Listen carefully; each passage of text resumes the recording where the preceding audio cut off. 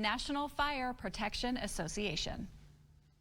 In the last 3 years, wildfires across the country have caused more than 100 civilian fatalities and $40 billion in direct property losses. Research shows risks can be reduced when residents take just a little time to prepare. We're joined by Michele Steinberg, Wildfire Division Director, National Fire Protection Association. Welcome, Michele. Great to see you. Thank you so much. It's good to be here. Of course. Okay, how big is the problem of wildfires in our country? Well, wildfires can happen just about anywhere in the United States, and if you've just talked about some of the latest statistics, it really is wreaking havoc in a lot of our communities, impacting homes, businesses, and lives. Wow. Okay, and what can people do to help reduce the risk of wildfire around our homes, Michele? Right, so we're not going to necessarily prevent every wildfire from happening, but we can do things that reduce the likelihood of our homes burning down.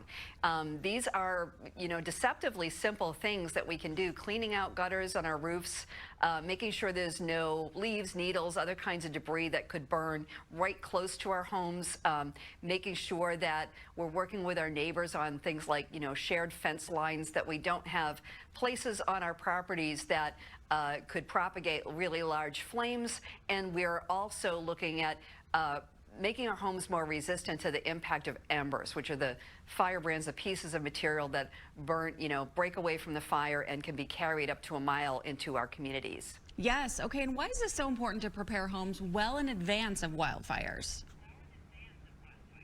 Right. So when smoke is in the air, that's the time to prepare for life safety, maybe evacuation. But year round, we can be doing projects on our homes and working with our neighbors, working in our yards and our landscapes to really start to bend down our risk. So it's important to have that as something that you do on a regular basis, all year round, whenever it makes sense to do, but not to wait till there's actually a threat of wildfire in your area. Yes, absolutely. And Michele, tell us about the home ignition zone and its significance.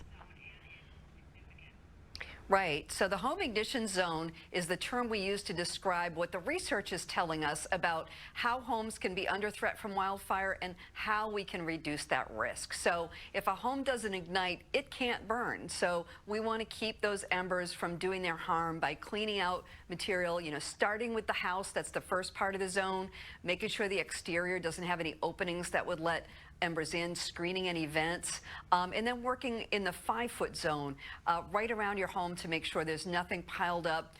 You don't have combustible mulch right up against the foundation. You're cleaning out under decks and making sure that there's nothing on your porches or decks or patios that would catch embers. And then as you move out into your landscape or work with your neighbors, looking at, if there's a dense stand of trees, kind of thinning those out. It usually helps them be healthier, but it also prevents fire from becoming really large right on your property by when it goes up into the tops of the trees. So those are some of the recommendations that we make to work in the home ignition zone. Oh, thank you for the important reminders, Michele. Where can we go for more information?